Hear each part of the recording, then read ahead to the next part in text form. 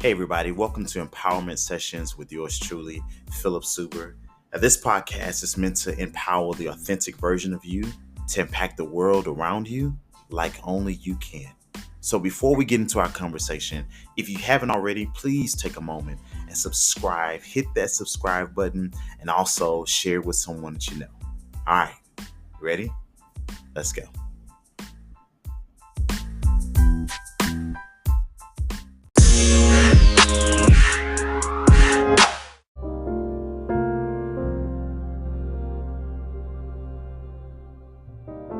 Hey everybody, this is Philip Suber, your empowerment coach, and I want to thank you as always for allowing me into your space. This week is Holy Week. We get ready to celebrate in the Christian faith what the secular world calls Easter and what we call the resurrection and the death and the burial and resurrection of Jesus Christ.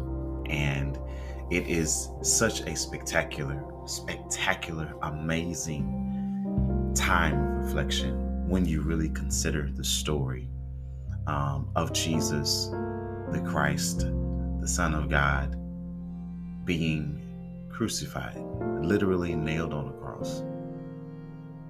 I mean, literally nailed on the cross with nails in his hand, nails in his feet. And he hangs on this cross, this dialogue that's recorded in terms of the text, the scripture, the Bible.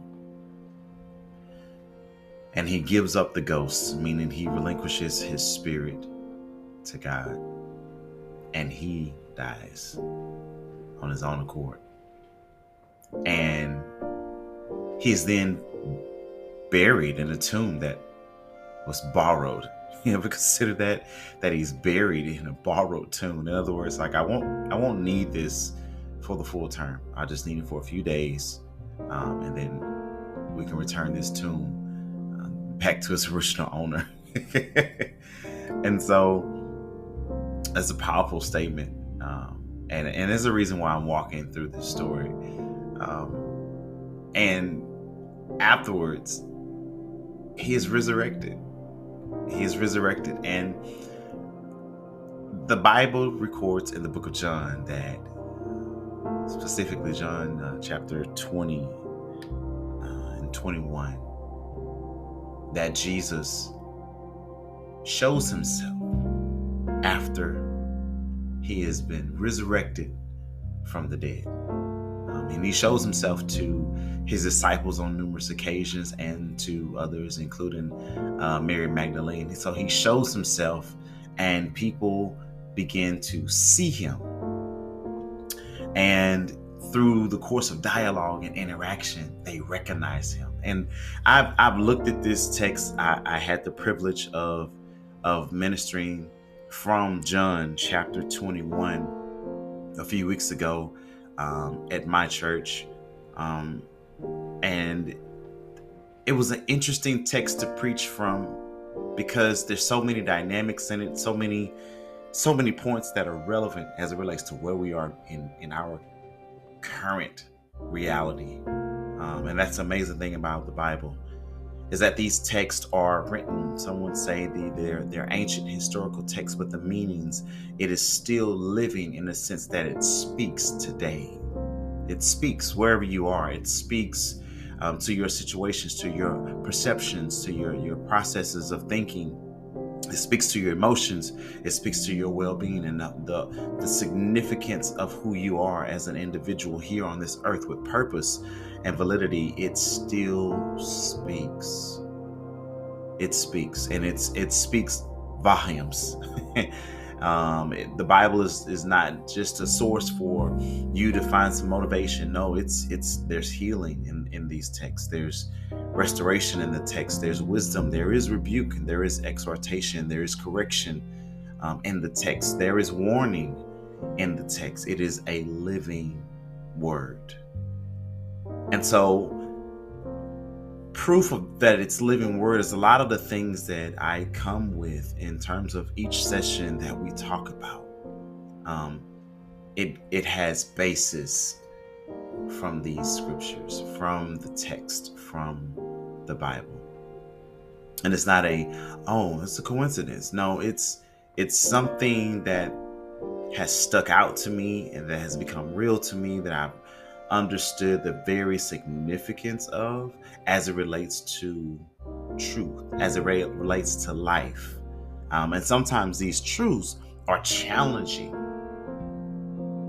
And one thing that I noticed that can be challenging is that I saw in this text, John chapter 21. Jesus, the text says this: after these things, Jesus showed himself again. And I just want to pause right there. This is after he has been crucified on the cross. Even before the crucifixion, he's been betrayed by Peter. He's been abandoned in a sense because of the fear of the situation, of the persecution that he had to encounter through destiny. And he finds himself alone on the cross. He dies. He's buried in this tomb. He has resurrected, and he's shown himself at this point at least twice to the disciples. He's shown himself to Mary Magdalene. So he's showing himself. And people are beginning to see, wait a minute. The one that we saw on the cross, and we all know this guy has been, he died. We're having conversations with him. We seen him die. We know he was buried because there were guards at the tomb, and they guarded the tomb because the religious sector of that day were nervous. They were nervous of him because Jesus had such a huge impact, but he died. He was crucified. Like, we watched him die, but he's showing himself. He is showing himself. And in this case, he's showing himself to the disciples. This verse that I just read, it's opening up this entire experience of the third time that Jesus shows himself to the disciples. Now, the first time he appeared, and this is going to sound crazy. If you're not a person who's familiar with the Bible, you're going to be like, oh my God, what? Yeah, this is rich, man. He shows himself to the disciples in the room while they're hiding, right? They're hiding because their leader has quote unquote died, right? And everybody's, you know, when you get the leader, you're like, all right, we're after the followers next, right? And so they're hiding, and Jesus appears in the room, and the disciples are like, oh my God, it is him, right? And I'm kind of adding a little fluff and you know, with this, but I want you to take a moment, and I want you to read the book of John, which is the New Testament of the Bible. I want you to literally read chapter 20 and chapter 21, and you'll be able to follow along with what I'm saying. The second time that he shows himself, there is one disciple in particular named Thomas, and you know, when I grew up, we called him Doubting Thomas, because the disciple says, hey, we seen Jesus. And Thomas missed out on the first time. And so the disciples are saying, hey, we seen him. And Thomas says, listen, I won't believe that he's alive until I see him. Why? Not only do I want to see him, but he says, no, I want to put my hand in the print of the nails, and I want to put my finger in the print of the nails, and thrust my hand into his side, because he was pierced in the side and he had the nails in his hand. And so Thomas says, I won't believe until I can see it and touch it and feel it for myself. And guess what happens? Jesus shows up again, and he shows up this time for Thomas. And then Thomas believes. And then in John chapter 21, where we start, the Bible says that after these things, all that I've already talked about and recorded, that's been recorded in John chapter 20, all the events that we've talked about, he says, then he shows up again. I want to pause. And I want to flip this where you're not expecting me to flip it. I want you to see yourself as Jesus. This is not blasphemy. I'm not being disrespectful, but I want you to see something so powerful. This scripture said that after he has been rejected, after he has been abandoned by the people who walk with him, and they abandoned him in the time of tribulation, of trouble, where he himself ended up being crucified and hung on a cross, and been denied by Peter, who was one on his side, and his disciples can't really do much to help him. Like, he's got to go this pathway, right? So he's faced this persecution, he's died on the cross, he's been buried, now he's resurrected, he's shown himself, and then he had to show himself to another disciple who doubted him, that walked with him, and he still keeps showing himself. And I want to pause, because many of us, as we celebrate this Easter weekend, it's really the notation that Jesus was risen from the dead, that he came back to life, even after he experienced some things that was meant to kill him, and the things that were meant to destroy him and end his reputation, in his ministry, in his influence. That whole setting, that whole plotting was all a part of the divine setup for the ability for him to influence not just the people in that time, in that day, in that era, but the generations to follow. That even today in 2022 through 23, we are still celebrating the fact that he lived, he died, and he rose. He rose. Because listen, if he had not rose, it wouldn't bring much validation to everything that he did and he died for before the crucifixion, right? All the miracles that he done, all the teachings that he done, the fact that he was able to live through that, die to the death of crucifixion, and then be risen from the dead, it validated the existence of who he was. Now, this is why I want you to see yourself as Jesus, because there's been some situations, some things in your life where you have found yourself being persecuted, being abandoned, and there's some instances where you have literally died. You've died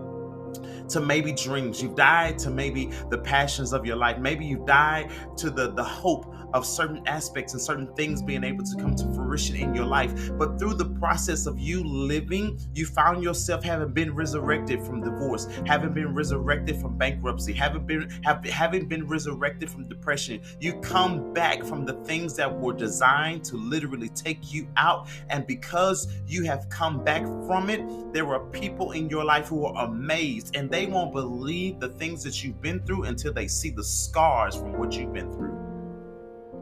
And what I want you to do is I want you to take Jesus's cue in John chapter 21, verse 1, and I want you to keep showing up every day of your life. I want you to keep showing up to the people that thought you would never make it to the place that you are right now. I want you to keep showing up, and I want you to keep showing up because there is something powerful in your presence. When people thought that your presence was insignificant, when you even felt like there were times in your life where your presence may have been insignificant, you may have felt that like there was no purpose, but because you endured the storm, because you endured the suffering, now you're in a different place in your life. And to be honest with you, in these texts, when Jesus appears, the disciples did not immediately recognize him.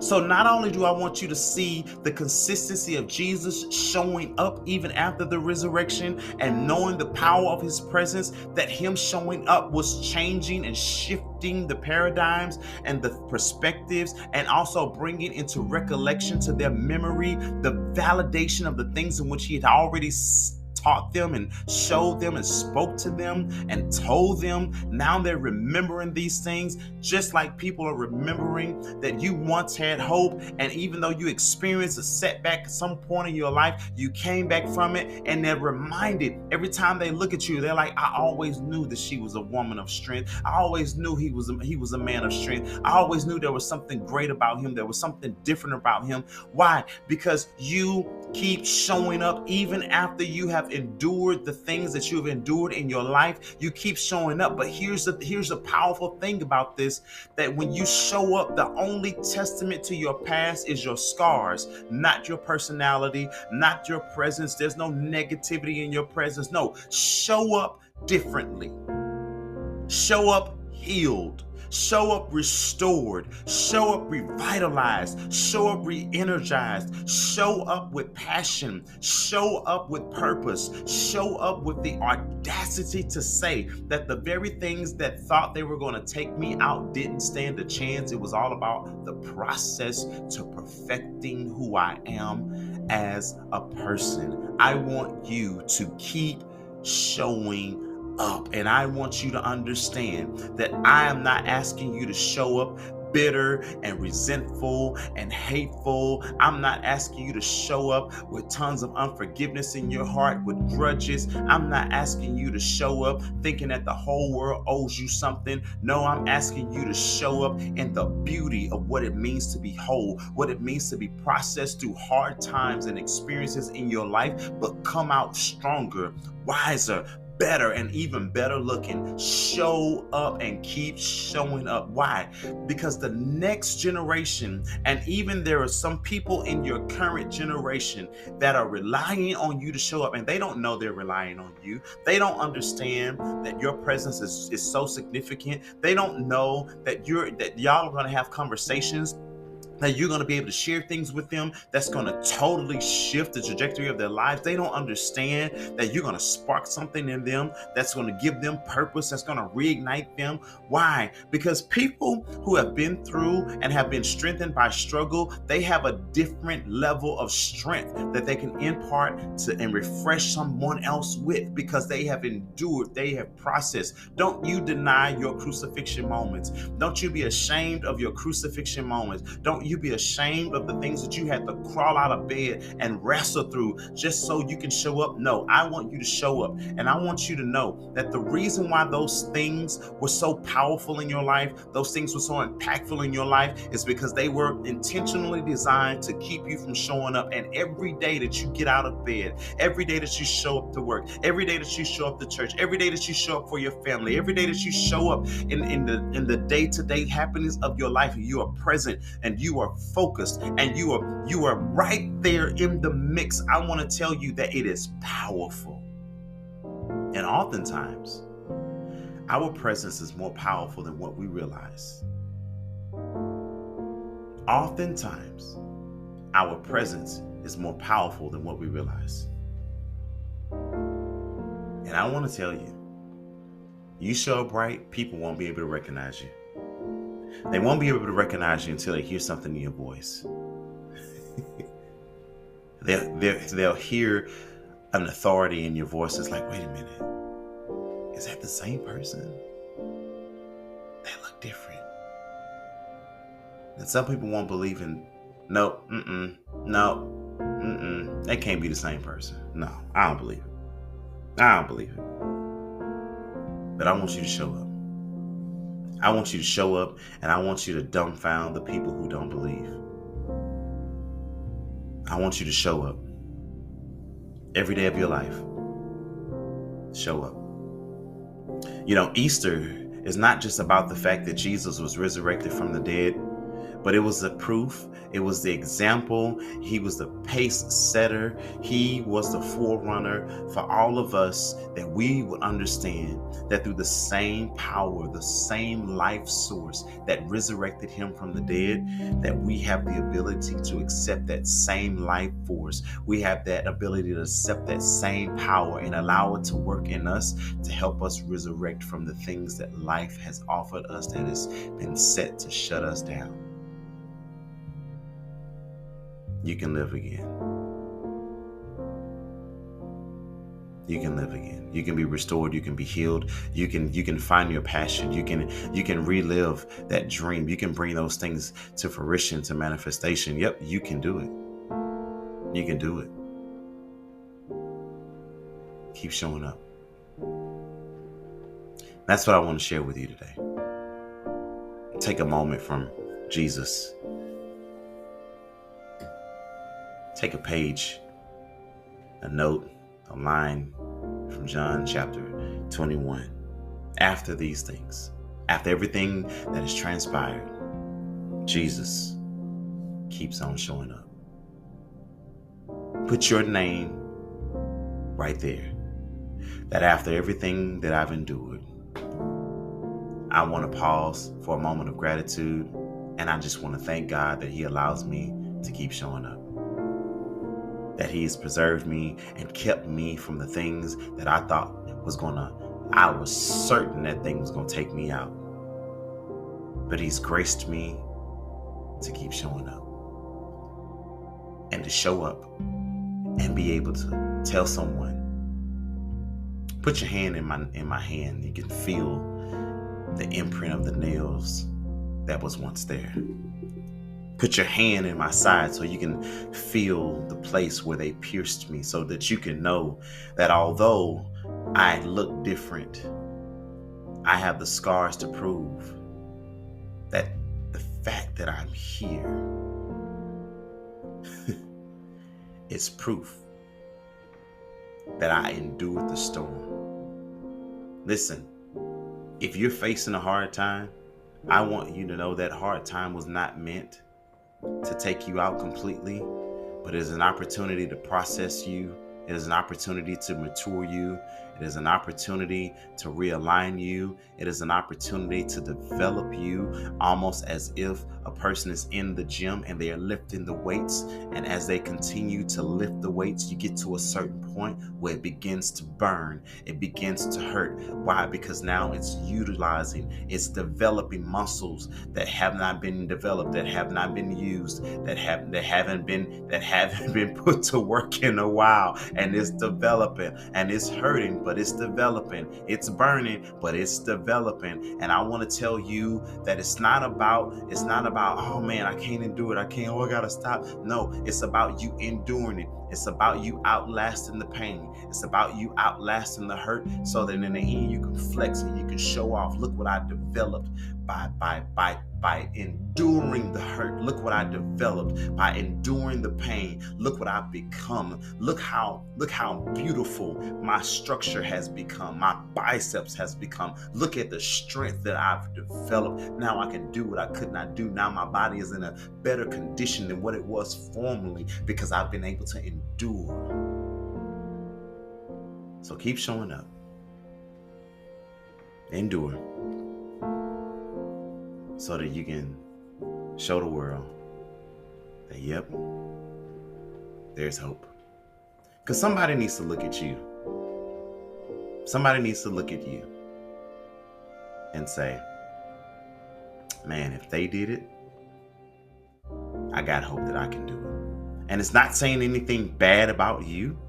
You know, we like to throw shade sometimes. Well, shoot, if they can do it, I can do it. But it should be from the perspective as a human being, that if I can endure the toughness of this life and come out resurrected and keep showing myself over and over again, and every time I show myself, it's bringing hope to somebody. Every time I show myself, it's bringing strength to someone.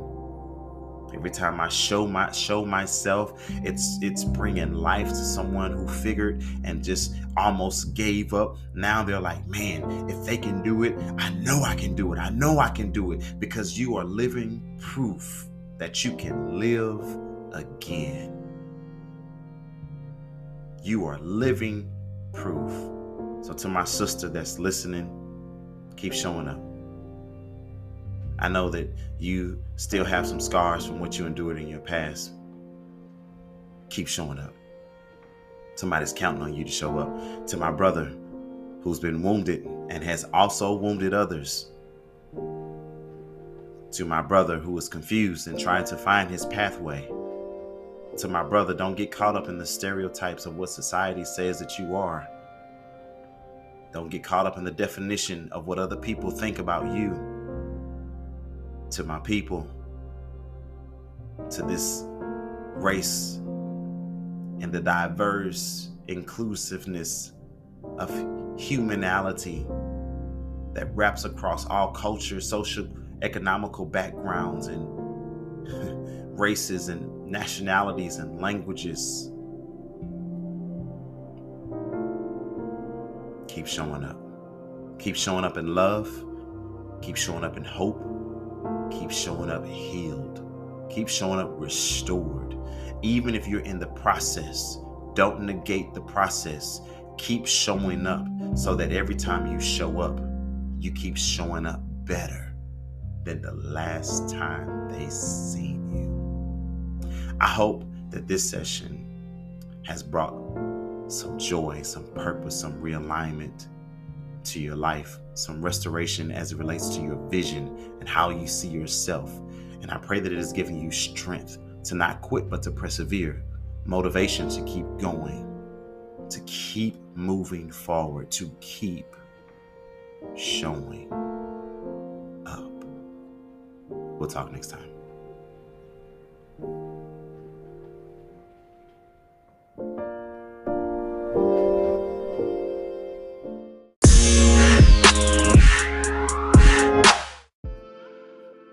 Hey, thanks again for joining me in this discussion today, Empowerment Sessions.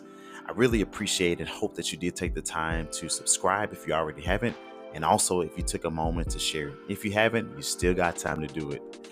Now listen, remember that this podcast is meant to empower the authentic version of you, to impact the world around you like only you can.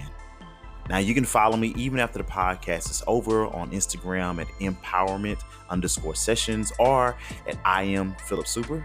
And even on Facebook, you can join the empowerment community as well if you follow me on there with Empowerment Sessions page. All right. I look forward to adding you guys to the group and seeing your comments on how this podcast has really impacted you in a positive way.